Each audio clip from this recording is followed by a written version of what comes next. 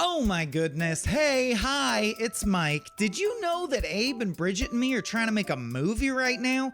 Yes, right dang now. It's called Papa Bear and tells the poignant and hilarious true story of the time my dad came out as a gay furry when I was 17. If you care about that at all, please head to seedandspark.com/fund/papa-bear to find out much more about the project, how you can be a part, and earn really cool rewards for helping us out. See you there. Here's your pod. Thanks so much.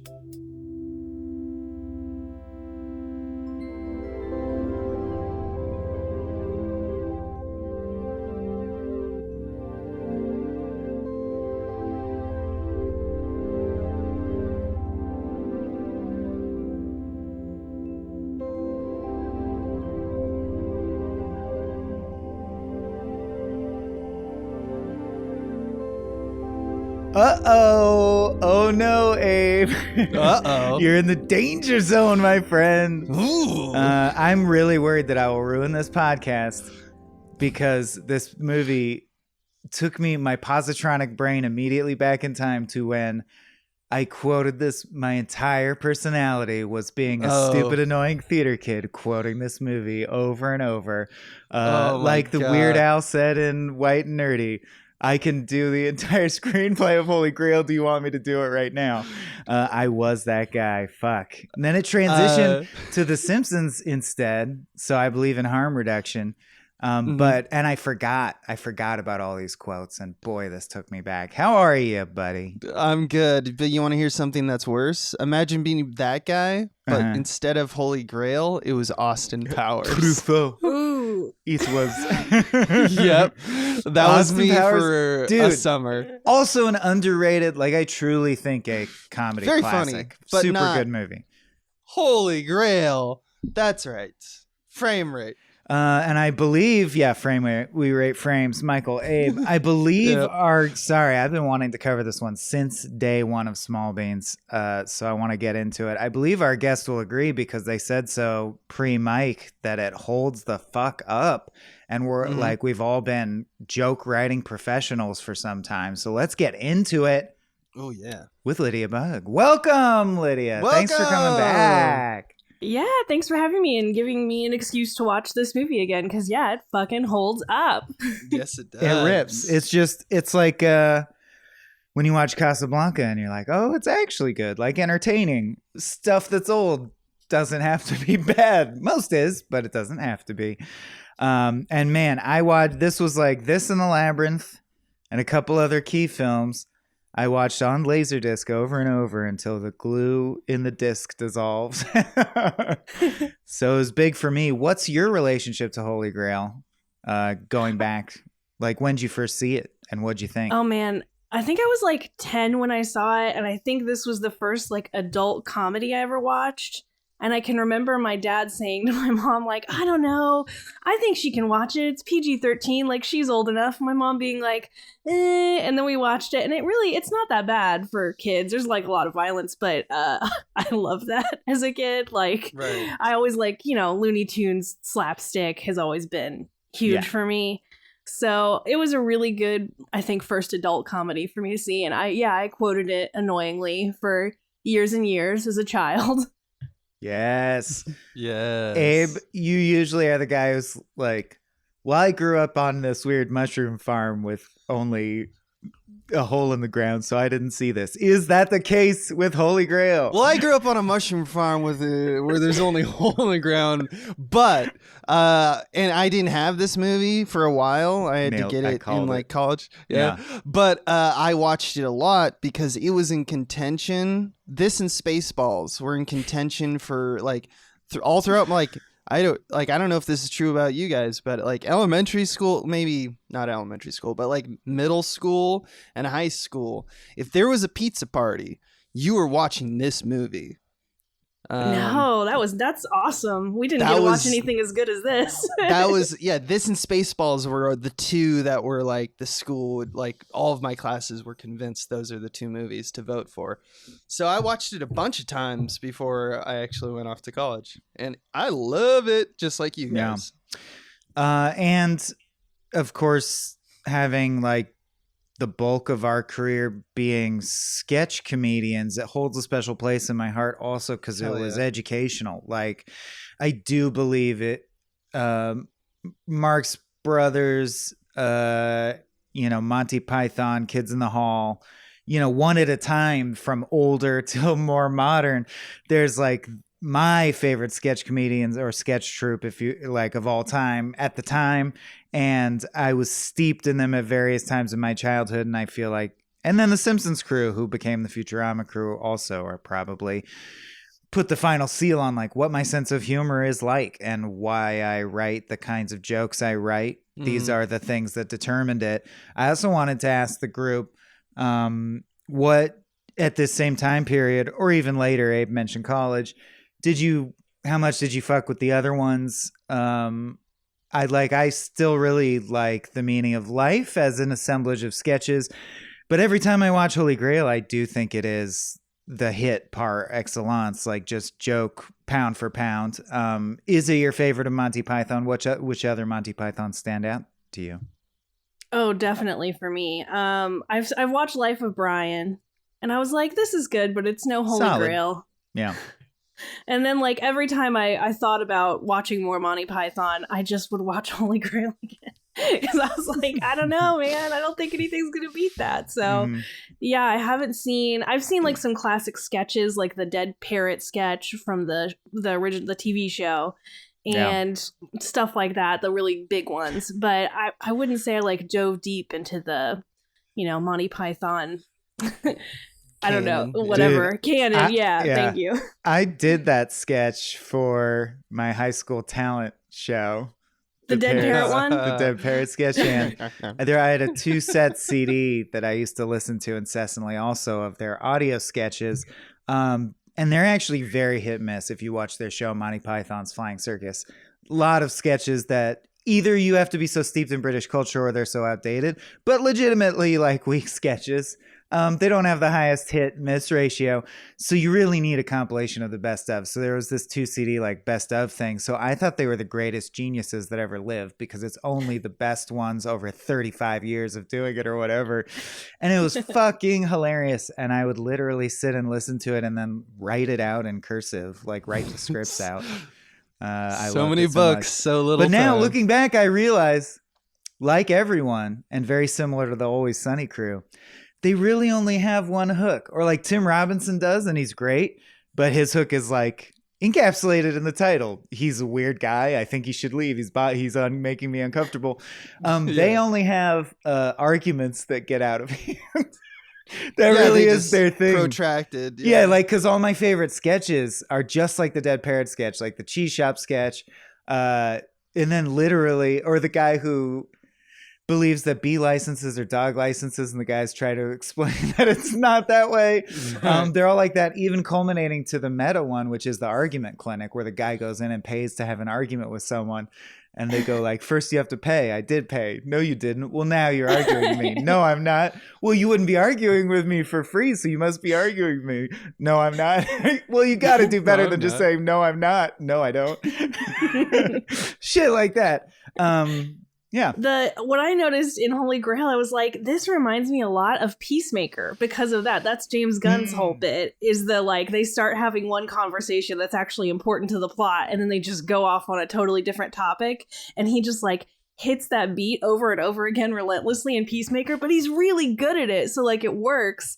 And Holy Grail, it's like he's just building on that. Like it's the same thing.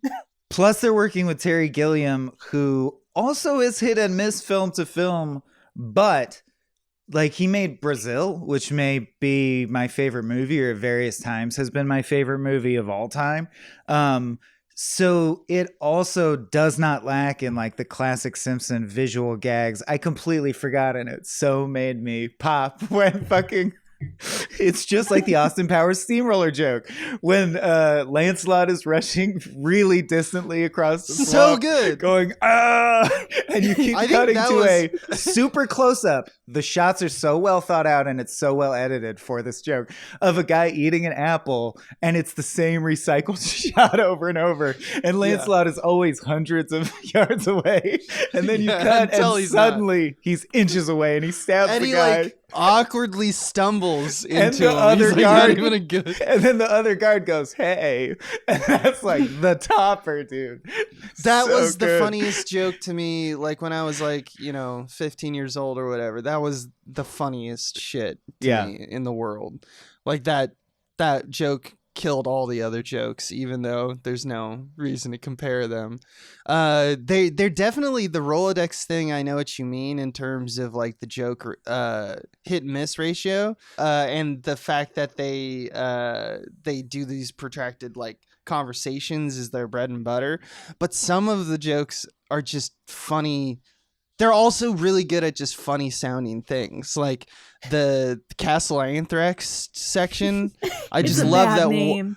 It's a bad name. I love that one of their names is Crapper, and another's is Zoot, just a Zoot. Zoot and Bingo are the twins. Also, it's just like the joke in Beer Fest because there's no reason for it, which makes it even funnier. And considering how early the script was written, in my life anyway. But like, so there's, if you forget, a character who's a sexy nun. What's his name? And she leaves frame and then she comes back and he goes, "Zoot, it's you." "No, I'm her twin sister, Dingo." But that doesn't matter. Like, nothing happens with the fact They do that. twins. The actual best joke in Beer Fest for that is that Landfill dies, and then he's just like, "I'm Landfill's brother. I can basically be Landfill." And they're like, "Yeah, that would be good for us." Cool. I actually think, for my money, and I wanted to turn this in, or at least real quick, like, do you have because it's essentially strung together sketches. Do you have a favorite sketch or a least favorite? As a kid, I think because I was a kid and sexy stuff didn't plug into my brain as easily, the Castle Anthrax one actually, and it kind of felt the most one note to me. And I think it's still my least favorite, but maybe that's because of the association. Although I did completely forget and like the one joke where they start cutting to different sketches, including sketches you haven't seen yet in the future of the movie, going, get on this with is it. just sex jokes. Like, the premise is played out. Like, get on with the sketch. And even though that is just lampshading, it's good lampshading. And at least that sketch gave female comedians jokes, because that is one thing they're definitely guilty of, without question. Like, it's five British dudes and all the women are straight people. Yeah, and like they don't even give them much to do in that one scene. But I don't know. I love the line where she says, "We're all women between the ages of 16 and a half and 19 or something." Yeah. It's pretty well delivered. That's pretty well done. Which is, we're but 1,000 women between blondes and brunettes between the ages of 16. Yeah, it's the old hubba hubba. Oh, and there was I did like the lady who got the lines, old woman. Oh no, I guess it's a man. Never mind, by definition. Man, sorry, man. I'm 37. Actually, I was thinking of the old lady that they like hex, the old witch. She at least got to be funny. Oh! Yeah. When they say knee at her, you mean? Yeah, the woman who falls prey to knee. Obviously, knee. The Knights Who Say Knee's monologue being the most obnoxious thing you could quote, I think, from the script, and that kids would quote at my school. That is standard theater kid fare. Yeah. Just doing the Knights of Knee. It's one of those things where it's like interesting to be a fan of something and then also regret I think we all have had this experience where you immediately regret being a part of a fandom. Right. You see it out in the wild. Not that it was toxic, but it's so dumb. It's just bad. It's dumb. Yeah, it's just like, I'm glad you're excited. And I don't want to gatekeep. Oh no. But like, please don't do this in front of everybody. It's like how all little kids go through like a purple phase. All little comedians go through a Monty Python quoting nonstop phase. And that's because it's actually good and clever joke writing. And I'm glad we all agree on that. And if you were really hardcore, you knew the line, "We are now the knights who say, Eki, Eki, Pitang, Sippity, Azul."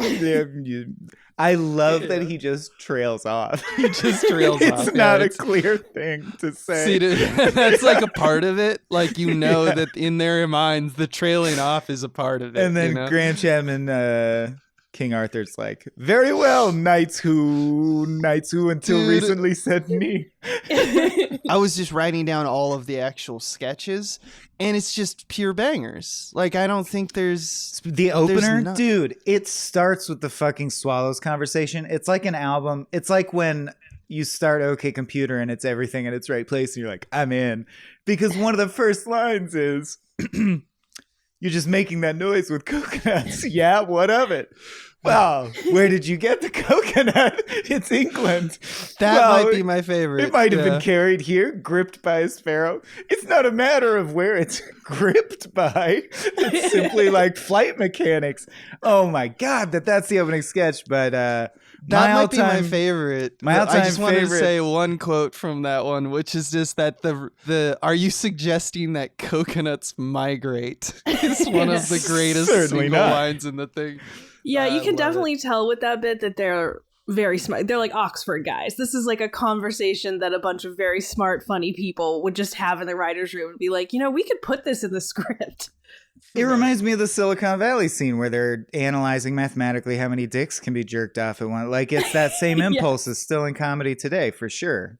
Lydia, favorite sketch, or did you have one growing up? I do. Yeah, for me, I think it's the bridge bit when the guy that's asking the questions is like, I don't know that, and then he gets thrown up in the air. Like that like the escalation in that is perfect. Like, it just ends, and it's so like when it's hardest to end a sketch. I think that is the perfect end, like that guy getting thrown off the bridge, and it's even like shot funny where they throw some kind of like really ragdoll in the air with its limbs all flying around and shoot it from below.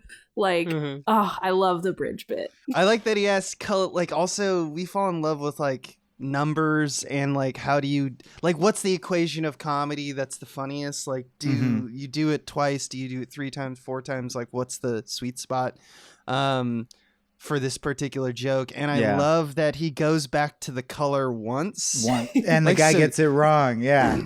So it's like the perfect escalation of 4. Because like the topper, the fourth, it's just perfect. That's the purest sketch. It's like a haiku or some shit. It's the perfect minimalist jokes that sketch could be, and then it's out. That definitely was probably my favorite growing up. Interesting factoid, and I would like to get, I guess I'll just unpack it now, and it's quick, but Terry Gilliam also famed for like Doom Productions, and anyone who's got into Monty Python as like people probably knows this already, so I'll keep it brief, but this shoot was legendarily like the worst time in all of their lives, and they all hated it horribly and were suffering tremendously, which is in fact why they quickly rewrote the ending to be this abrupt ending where they all get arrested, which is hilarious and we should unpack it, but it was supposed to be longer. Like, it had 2 more sketches in it. And they're like, we got to call it. We're all miserable. Not the least of which reasons being that Graham Chapman was drinking a pint of gin a day at this point. Oh. And like when he was crossing the bridge set, they were all legitimately scared he was going to fall because of his shakes and stuff. It was no good. It was like a terrible shoot. Yeah, anyway, my favorite sketch. And to me, it feels really like a Dave Foley, Kevin McDonald sketch in Kids in the Hall, because it's structureless and it just has sketches within sketches. Is the one where the pale wand kid is going to inherit the swamp castle for a couple things. One, there's a single uncut shot where the guards do a classic Abbott and Costello Who's on First type sketch of like, we should stay in the room, we should leave the room, and it's uncut. It's like just a straight up sketch, like it's just an onstage performed sketch shot. Eric Idle killing it. And then it also contains a line that just always gets me, which is, you'll inherit all this someday. And he's looking out the window. These the curtains. And then also the scene where Lancelot fucking kills the entire their whole civilization. And Like, it makes me laugh so much still. It's exactly comparable to me to Janine Garofalo flipping out in Wet Hot American Summer, and like those 2 points in comedy call to each other across time to me. But fucking dude, Lancelot, and he calls it his idiom, is just like murdering. When I'm in my idiom, I sort of do this. So good. Eric Idle's dumb face smiling as the prince fires an arrow out the window is top tier. No, and the king's whole speech about I built a castle on a swamp and they all said I was crazy and then it sunk into the swamp. So I built it again and it sunk into the swamp. And then I built a third castle and it also sunk into the swamp. But the fourth one stayed. Yeah. And I love that he then calls it the strongest castle in the land. Yeah. Like, it's just I just love comedy of like assumptions. Like when a character is just like assuming this is full confidence in this dumb thing. It's like what makes like Arrested Development work, like Joe Bluth, you know, like right. It's such good. It's so good. And I take it back, actually, weakest sketch, and tell me if you agree, has got to be so much that my brain blanks it out, is catapulting the cows and then they catapult back the Trojan rabbit and they're accidentally not in it. Stinker. I don't know who wrote that. That one I don't need. I could cut. It is a stinker. I will defend the idea of firing livestock from a castle is a very funny image. And uniquely Python, they invented like that silly just combination of elements that are cheesy. Yeah. And also surreal in a way. I did forget they say Brave Sir Robin's going to get his nostrils raped. Yeah, that's right. Oh, Brave Sir Robin ran away. That's really good joke. And the historian, of course. Well, I guess I'm a sucker for the fact that Lancelot just murders indiscriminately is my main deal, because they have a historian, which in and of itself is meta enough to be funny for the time this came out, I think, who goes like, and so Lancelot, blah, blah, blah, but we know from ancient records that they were fated for more than this. And then suddenly Lancelot comes in riding a horse going, ha!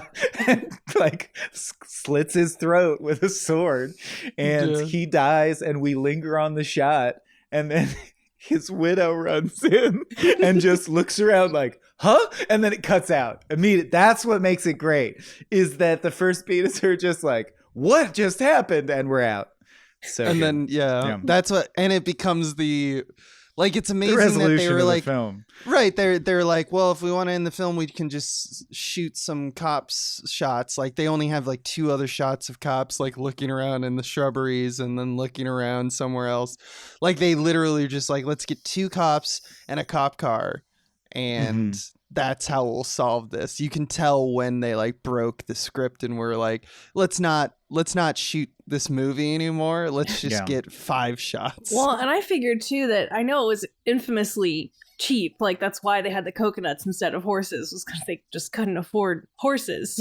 Like, you can't. Battle scenes are expensive. Like that's way more days of shooting, and so I assumed that that's why they got us all set up for a battle scene. So you're kind of like jazzed to see that, and then it's funny when they subvert it. And also, they don't have to pay for a battle scene. Like, there was so much like that where they did things because they were cheap, but then they end up being hilarious. Like, that's another thing that I like about this. I was looking at it, I was like, God, this thing must have been so cheap. It's just them out in the woods. Like, costumes, but there's just the costumes, no sets. And there's one castle that they use over and over again. It's very clearly the same castle every time. In fact, my favorite part is that, like, after the Knights of the Round Table song, on second thought, let's not go to Camelot. It is a silly place. So every choice, right. And that's actually an interesting filmmaking point. Very similar to our experience at Cracked, right? We got some large budgets to make some ambitious stuff, but even in those cases, it's not ambitious like the sky's the limit. Almost every joke we made on video at Cracked did involve some fashion of, well, this is what we can achieve. So can that be a joke? Because that's what we can afford and that's what we're doing. And I do think that's a really good way for a comedian to work. It's almost like when you go try to draw and there's a blank page. That's a lot harder than having a prompt, and restrictions are prompts.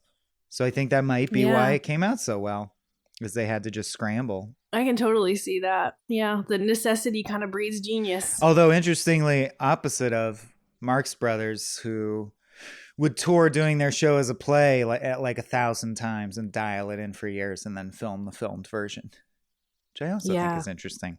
Oh, I love the Marx Brothers. That was the other adult comedy I watched probably before Holy Grail. And less so because it's getting even older and time makes fools of us all. But you watch that shit and there's still a joke where you go, that would be funny in a show today. That's very funny. Yeah. Yeah. Mm-hmm, mm-hmm. Some jokes are timeless, especially if they're abstract or, just conceptual. Universal. Like the confidence with which Arthur says, they're just great performers too. Like these guys, I think better actors than the kids in the hall across the board, probably, except maybe Mark McKinney. Yeah. But what else also floats? Little rocks, pieces of paper, apples, churches, a duck. Exactly. Exactly. And in that same scene, the pause from Cleese, dude. Why do witches burn? That is a masterclass of comedic timing. He like shifts back and forth on his feet. He wrinkles his brow, scratches his head, and then as quietly as the mic can pick up, 'cause they made of wood. It's crazy to me how Amazing. much we just straight up lift it. We had a sketch that we made at Cracked called Surnames, which was just the town rabble, just like basically the same setup where it's just like one person talking to a chorus of peasants, and they all had British accents and were in medieval times discussing the names, like the invention of second names. Should it be based on what you do? Should it be based on your zodiac? Whatever. Yeah. Inventing. And it was just funny to me that like Noah and Cody and a few of the actors just immediately picked up on, I'm just going to be like Eric Idle in this. I'm just going to be... Or Monty Python when they cross-gender play, like multiple people did this voice. Like, oh my. Oh my. Exactly. We ended up, of course, leaning into it, which is the lesson of this film, I think, really, is leaning into it and going, okay, well, this is our Monty Python tribute sketch, and we just made it as Monty Python-y as possible, Yeah. Our quest is to seek the Holy Grail, and so we're looking for it. Oh, there was a joke that I didn't catch. I've seen it. I feel like I've seen this like 4 or 5 times, but I never caught that Arthur has problems with the number 3. Yeah, for the whole movie. He transposes 3 and 5 the whole movie. Yeah, I never got it because I never focused on it until like 5 is right out. Because then you start thinking about it, and the next thing he says like 1, 2, and then he says 5. And it's just because they're back to back. I did not get that. That's all. In that scene, dude. Also, Michael Palin. And the Lord did grin, and the people did feast upon the lambs, and the sloths, and carp, and orangutans, and breakfast cereals, and fruit bats. He was just ad-libbing that. He's just like doing it to a list. Point. The fact that you break the system, because most joke math is about you develop a system and break it, or draw attention to it, or whatever. The breakfast cereals, man, like living thing, even more obscure living thing, normal food, and then most obscure living thing of all. So good.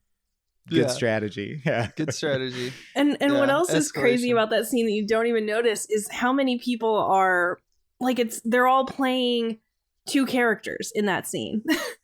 And like for like Lancelot is also the wizard, so they've got like the helmet on him when the wizard is there. And then think about that. Yeah, it's crazy that they're such good actors that you don't even notice. You're like, this is him talking to himself for most of the scene, and you don't even notice it. I've never thought about it till today, till this moment. Yeah, I couldn't help but be like, every scene is shot in the identical way. They have a clean shot of one side and a clean shot of the other side. And it was so they could accomplish that very thing. Like, I'm still like, oh shit, I had no clue that like Tim the Enchanter, that was John Cleese. Of course it was John Cleese, like that why did that never click for me? I just thought that was some guy, And that's another way. Oh, I was just saying, that's how they kept it cheap too. It's like, we're not going to hire more actors. We're just going to, put a helmet on an extra. That's Lancelot for now. Okay, go away. Lancelot's back now that Tim's gone. Right. And then, of course, Simpson style, airplane style, Mel Brooks style. Like, they're also cramming jokes in at every level. So, like, we just mentioned it nonchalantly, but the fact that he's a wizard with goat horns blasting fire from his hands and his name is Tim is a joke also. And even I never got before that it's part of the joke is, why is he standing here shooting fireballs for so long for no reason? I did get that this time. I didn't think of that And either. like when I forget what he does, but they're like, where should we find it? And then he goes, you should find it. And he like destroys a tree. And then he goes over there. Like he just can't stop shooting fire and shit. He's just addicted to it. But he doesn't use any of that on the rabbit. No, he's never tried. Yeah. Oh, one thing that I read is that the blood that they used on the rabbit did not wash off. They did not think about it at all because they're, fucking idiots doing independent cinema. And the owner was super pissed because they had this bloody ass rabbit now, whereas it used to be white and pristine. Yeah. Aww. So sometimes it's terrible. My dad had fuzzy slippers that were designed to look like that rabbit eating your feet. It's a poor childhood memory. Yep. I forgot when he shoots a rocket and destroys the tree, everyone politely golf claps. Like very impressive. Those pyrotechnics on Tim were really good too. I thought, like, for as cheap as the rest of the movie is, that was so impressive. And there were a lot. I mean, I know they had to have a lot for the joke to work, but that had to have been kind of expensive to do so many explosions. Yeah, so many right in a row. Yeah. Well, it's just funny to see. You can see like the pipes that they have running through the ground. Like they didn't do a lot to cover it up. Yeah, where it just bursts out and stuff like that. But you see that even on. I guess Princess Bride is also kind of a parody in a way, but like that takes itself. And that's because Gilliam aspired to be a quote unquote real filmmaker or whatever that means. Obviously, I love this movie, but yeah. I also wanted to mention the credits. Actually, Abe and I on Small Beans Monday Movie Night, most Monday nights at 6 p.m. on our Discord, which is open to the public. You don't have to be a patron. We watched the Aqua Teen Hunger Force movie, the first one. I am aware there's a second one more recently. And I've always been a big fan of the credits joke. 1986, 3 p.m., a Tuesday, Egypt, present day, 1876. And I realized then we watched Monty Python for this in quick succession, and I'm like, no one can touch the Monty Python credits jokes. Before the coconut scene, that's the first sketch. The credits jokes have like 5 different kinds of system breaking joke in it. It's incredible. And by the end, the credits just turn into like Enter the Void credits, where they are like causing, like it should come with an epilepsy warning. They're just flashing and playing loud music and shit. Yeah, I like how they specify like now the credits were very expensive from this point on. It's just flashing lights and loud music. I also like they obviously sometimes you can just tell when like a group of comedians just find one thing funny, and one thing that they all find funny is the word moose. Yes. They just think that's a very funny word. Or they do wordplay, or like that word's just a funny word, almost in a Krusty the Clown way. Right. And I love that it turns into a thing that it's like, okay, now it becomes infectious. The fact that they think moose is so funny, they now are saying it enough times and the jokes are good enough that I'm like, you know what, I kind of just think it's funny just to say the word moose now. So it's just crazy how that's infectious if you do it right. Well, and like having that right before the African swallows conversation, like I think there are lots of people that can do smart comedy, and then they kind of can't do like dumb comedy. They kind of can't just be like, man, the word moose is really funny. And that's like equally as funny, if you do it totally. right. Right. Like I feel like with the French, I mean, there's multiple French castles, but with the first time that they attack, I think it's equally funny that they just start taking their swords and start stabbing the castle as anything elderberries or any of those killer jokes that have been, basically memorized by so many people. It's very Wet Hot when all the cast goes and just stands facing the wall at the end of the shot. It has that energy. Yeah. And I love that. I love it so much. John Cleese me too. is... Oh, go ahead. Oh, I was just gonna say, I love him as the Frenchman, and I love, like, he just genuinely does seem to be enjoying taunting them, I think, in his soul. Like, if they were having a terrible time, I think that he was taking some of that out in that scene. Yeah, and he does, like, a little dance with his hands at one point as he's insulting them, and I was like, it's so cute. I just love that part. Yeah, 100%. Cleese feels like the most Jim Carrey-esque. He goes full silly. And at this time in life, he was very good at it. I know he's now like quasi right-wing or something, but he was good. He's good at so sad. doing this movie. Also, just to sort of give... Well, first of all, D.O.B. and my most common interaction with Craig was arguing about whether a single word was funnier than a synonym of that word or not based on the sound. So it totally is a thing. But the other thing I wanted to draw attention to that just gets such good points for like comedy writing and like joke math to me is in the middle of and I'm going to explain why it's funny, which is bad form, but here we go. In the middle of the Camelot song, we briefly cut to a very wide shot of a guy in the dungeon chained up by their arms and legs. And a sound joke. Happily clapping along to the rhythm. So all comedy is like surprise. Usually it's like 80% of jokes. So you build a system and break it. So it's simple enough as loud, loud, loud, suddenly quiet, back to loud. But you get bonus points the more systems you can break simultaneously at the same instant. And this has like 3 because it's all comfortable cowboy shots or like close shots that are warm. And then it's a sudden static distant shot that's blue tinted of just a gray guy. So you're like breaking how it feels. The sound is becoming suddenly muffled and distant, which is instinctively like funny as well. And of course, the joke of like, your cognitive surprise, he's acting happy and he shouldn't be happy, and your brain recognizes that. And my friends, all those things together, that's why you laugh at that.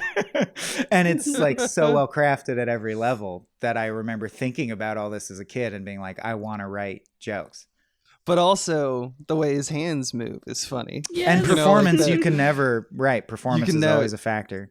Right. Of all the things he listed, which are all true, it's so funny to me that like we're such weird beings that sometimes it's just a dude falling over or a funny emotion, you know? Like sound, it is all weird. Yeah, sound. You can do all that work and it makes it funnier. It also is funny just to witness a guy with a weird beard or whatever. I'm a fan of dynamics. You need some clever, some stupid, some thought out, some just instinct, you know? A mix. 100. Yeah. You know, yeah, go ahead. But I do have a question for you after. Okay. The dancing and singing. How do you guys feel about dancing and singing in comedy? Because I kind of hate it. I feel like the jokes are never that funny and the music's never that good. It's like the worst of both worlds. But I thought that song was pretty good, and I think it's because of the joke in the middle really did it for me. I think I kind of have the same impulse as you. Sometimes the singing and dancing, it feels like you have to do a lot of work just to get there. I was never a musical theater guy either, but like it is that joke. And it's also just like they understand how brief attention spans we have. They're like, they get that we want to move on. So they really do have a lot of jokes per second. They try to not waste our time, and I think that goes a long way. So I do think that the exceptions are almost always that case. Yeah. You know, a funny song is almost always very efficient. I am a hardcore writing nerd, so I actually wanted to bring up, like, you know, I love Shakespeare. I love rap for the same reason. I think it's the equivalent of modern Shakespeare when it's done well, because it's a kind of writing where you're going for, it's got to be in time, it's got to be a certain rhythm, as many internal rhymes as you can get is good. You want the references to be as clever and multidimensional as possible. That's also how Shakespeare thought, and what I like about that. It's very dry, and I will say I don't laugh at the musical parts of Monty Python, but I am a fan of and tickled by the complexity of the wordplay. The lyrics are really well written. The rhymes are surprising and fresh. And like the Universe song, you know, spinning at 1,000 miles an hour, how incredibly unlikely is your birth, and all that shit. It's like Eric Idle, you you're good at writing complex lyrics. It doesn't make me laugh out loud, but yes, it often doesn't. Complex are good. I will say the only musical that made me laugh out loud with jokes that are in the songs is Cannibal the Musical. And that includes the Book of Mormon, which I find way less funny. Cannibal the Musical, like Spadoinkle Day, My Heart is as Full as a Baked Potato. Like, there's lines in the songs that actually make me laugh in that. That's the one. That I can't think of any others. Weird Al, I guess. No, he doesn't make me laugh either. He's just endlessly likable. Yeah, he's clever, and you recognize the cleverness. The craftsmanship is off the charts, but he's not like edgy funny. You never go like, oh, I broke. Like, that's so funny. Yeah, man, he's really I did as a kid, Gangster's but not Paradise as an adult, to task. But Lydia, I wanted to ask, just because we mostly write video scripts and you mostly write articles. How do you approach that kind of mix, or does like the joke math that I was elucidating resonate with you? Do you think about joke writing differently? Because of course there's multiple valid ways to do it. What's your writing process like? I do think Where do your ideas come from? Oh yeah, let me specify how I get ideas. That's always easy to do. I know, like, learning a craft and like taking that over to hot dog and stuff, I always just like, there's just a rhythm to it, and it's very similar to that, you know, heightening that you do in a sketch, but it's like, I try and do a joke a paragraph. It can be at the end or the beginning, but then it kind of connects in a certain way where, like, well, if I had a joke at the beginning of this paragraph, I could probably wait till the end. I don't know how to explain it, but I've like watched a lot of comedy. Like, pretty much all I watch is comedies. I don't like dramas or much else, honestly. So even though I don't really do sketch comedy or, you know, movies and TV stuff, it's just like something that I enjoy. So I think I take a lot of that the same way you would write like a skit and heighten and do the thing, you know, surprise people. Oh God, Sean is so good at that. Sean's the king of a joke that you would never see coming. But you can take that kind of stuff and put it in an article, you know? Does that make sense? Yeah. Totally. Yeah, and there's a whole different brand of comedy that does have heart, where you laugh because it's such a humorous situation and you're invested in the character's point of view. There's like 3 or 4 different kinds of comedy, but hardcore jokes like Always Sunny, Monty Python, blah blah blah. There is a math to it, I think. Yeah, but not all comedy. I don't want to say that. No, I know a lot of comedians. I'm like, well. Like Eric Andre, for example, his stand-up especially, I'm like, he is going by his gut in some sense. He is just having ideas where he's like, this would be funny, and doing it. You can tell. Yeah, and you can't write stuff like what Eric Andre does. Like, I mean, he writes it. I'm sure he writes it, but but you can't. I can't. It's uniquely him. No, meaning all of us. Yeah. I love that there's a fucking intermission 10 minutes before the movie ends. Yeah. I was like, and what? This is not halfway. I paused it and checked. I was like, right. Yep. I also paused it and checked, which means these fucking jokes are still getting me, which is nice. It pleases me.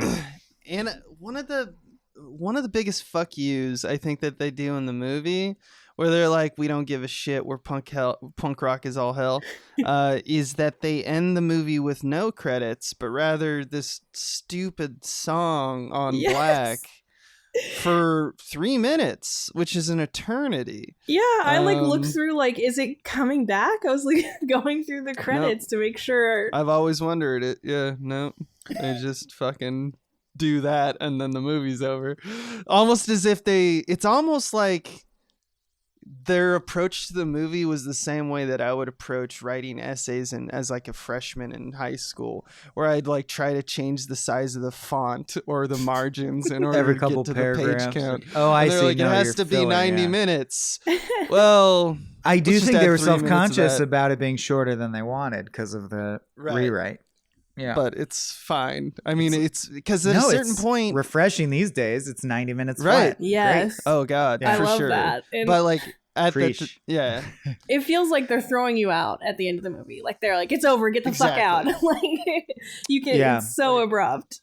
We're done, which they literally do at the end of Meaning of Life, which is one of my favorite endings of all, where John Cleese is the fancy waiter and he takes you to a little cottage in the countryside. and he goes, "This is the meaning of life, like these 1,000 tiny moments." Oh, you don't like that? Oh, that's not good enough for you? Fuck you. Good. Get the fuck out. The movie's over. It's like Rick at the end of season 1 of Rick and Morty. Like, it's, right, yeah. They were ahead of their time in terms of meta and breaking shit, for sure. And I also, well, let's see. Oh, man, you guys inspired something good, but now it's escaping me. Oh, well. The one of the other fuck you punk rock moments that I love are at one point they kill the narrator for going on too long, right? Just off screen, and then I think the combat at before cast, like in the cave after the bunny, where the black beast is chasing them, and then the animator dies. Like you can tell they were like, is like an underrated moment. Like and I know that we've done those kinds of jokes before, you know, like collectively zeitgeist wise, like people doing things and we ran out of the budget, so the animation, we no longer have that animation anymore or something like that. A lot of internet people make that joke. So I remember when like Game of Thrones was on and they had like the dragons, it became a meme. It's so funny that they're kind of the originators of that joke, just the concept of like, fuck it, we don't want to spend money on animation anyway. Let's just do a joke where the animator dies and we get out of the section that way, and that's how they're saved. Lydia mentioned Looney Tunes earlier, and gotta point out there is a joke in that where like the pencil eraser comes in and erases Daffy Duck and the animation breaks down because they ran out of money.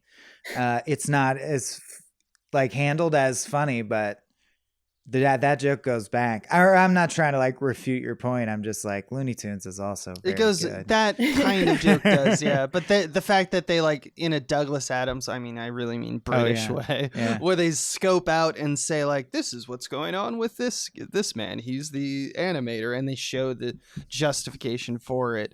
Like the fact that they go into such and like detail with that one bit is I think unique. I also think it's pretty punk rock. They'll show things and not explain them in kind of a punk rock way, like, well, the werewolf hand or the gorilla hand or whatever bit, and then like when they were all three in one costume, they're like a big guy with 3 heads, and you're like, what the fuck is that? And then they just run away. It's like, it doesn't matter. Run away. I remember what I was going to say, which is no longer relevant, but I'm going to say it because it'll give detail-oriented listeners a feeling of resolution. In one draft of our indie movie we're making right now, and this is no longer true, one of the jokes was the movie ended with like smashing to credits with the Weird Al song Jackson Park Express, which is like an 11.5-minute song, and then the credits would run out and the song would play for like 6.5 more minutes. And I'm glad we're not doing that, but I'm proud to think of how similar an impulse that is to Monty Python. Not having done that consciously. Like saying, fuck it. Yeah, you're such a rebel, Michael. I'm such a Python. We'd also be super remiss, I think, especially for the theater kids who quoted it to death, if we didn't mention like the crunchiest one in your mouth that's fun to quote, which is, I thought we were an autonomous collective. You're kidding yourself. If I went around declaring myself sovereign potentate because a watery bing lobbed a scimitar at me, I'd be put away. The fucking peasants in the mud scene blew me away as a kid too. Yeah. You see him repressing me is one of the best buttons. Fuck it, let's get out of here. What's crazy to me is that as with entirely with confidence, you said, and I think you're right, like that is like one of the most quotable things in the movie. One of the unique things about like Monty Python's, specifically I'd say Holy Grail versus, I don't know, a film like Austin Powers, is that like movies, they're always the same quotes. I don't think that's true about Holy Grail. I think that there are a lot of things that come up, like a shrubbery or whatnot, but when you go to like funniest lines to any comedian or any person, what's funniest lines in Holy Grail, you are getting a wildly different response, and that's I think true. that actually is unique. You say Spaceballs, I say we ain't found shit. Like that's how that goes. Right, yeah. Like I think what it comes down to is it's one of one of the more interesting aspects of a movie is that it's so full of quotable stuff that like I don't think that there's any one line that like I'm sure a lot of people are going to be like, you didn't even say that line or whatever. Yeah, like we haven't even mentioned. We haven't even mentioned Only a Flesh Wound. I was going to say, we haven't even talked about the Black Knight scene. That was probably my second favorite scene as a kid. I was obsessed with that. And that it's just a flesh wound is something my dad has said my entire life. Exactly. And I don't know. That's just like that is an impressive kind of pedigree for a movie this old. 1975. Jesus Christ. Yeah. That and I'll bite your kneecaps off. Yeah. And yet, given the disposable nature of comedy, I do think this shit fades fast if you're not in the comedy writing industry or it's not a serious hobby. Like, unlike movies like Citizen Kane or whatever the fuck gets carried on, I really think the next generation or two will completely forget Monty Python ever existed. But that's okay. Comedy is like that, and it stays good. Do you think, because here's the question really, when in 2 years, this movie will be 50 years old. Yeah, I think so. Yeah, I would argue that they will forget it a little bit, but no more than the last generation and this generation has. You know, like, we still remember it. Yeah, I guess we're getting old and we live most of that I time, forgot about it till we rewatched it, though. Like, I haven't thought about it in a long time. Oh, for real? Yeah. I don't think people, like, it's not in, like, the popular zeitgeist, but it's definitely, I think, one of those things. Like, I think Airplane and this will always be kind of remembered and brought up on lists until we die on the internet of best comedies. Yeah, I think it's a comedy building block in the same way that like we're still talking about the Marx Brothers, you know, black and white stuff. Yeah. I think Monty Python I think Holy Grail will be one of those for sure. Man, Marx Brothers was the first time not first time in my life, but oldest thing I had encountered that broke the fourth wall in a really funny way, because there's a part in Duck Soup where Groucho just goes, and now a strange interlude, and everyone freezes and he talks directly to the camera for a while and then he goes back, and I was like, that's awesome. That's a strange interlude. Yeah. Strange interlude. I was the same with Preston Sturges, because it's like old timey. Oh, you're talking about like stuff that we talk about. That's weird. It's like you're a real person, old cinema person. It's like there's some human things that have been true for hundreds of years. That's weird. Yeah. Like I've always been a Harpo Marx girl, and there's that one where he has to do the password to get into a club, but he never talks. So the password is swordfish, and he just pulls out an enormous fish and sticks a sword into its mouth. And like, you could do that today. It's great. Totally. Or the Laurel and Hardy bit where Laurel is constantly snapping his fingers and there's a fire on his thumb, like a lighter, and he uses it to light people's cigarettes and cigars. And every time throughout the whole movie, Hardy snaps his fingers, and it's like, how do you do that? And then in the final shot of the movie, he does it and his thumb's on fire and he's happy. And then he slowly goes, ah!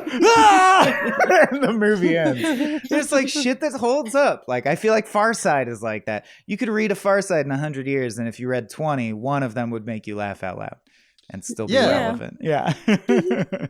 Exactly. Lydia, you mentioned, I mean, I knew you were a comedy buff, but like almost focusing mainly on comedy with your viewing. Just curious, totally unrelated. Like, when I say favorite comedies, what floats to I never say your number one, because then people pause and think about it. Just some favorite comedies.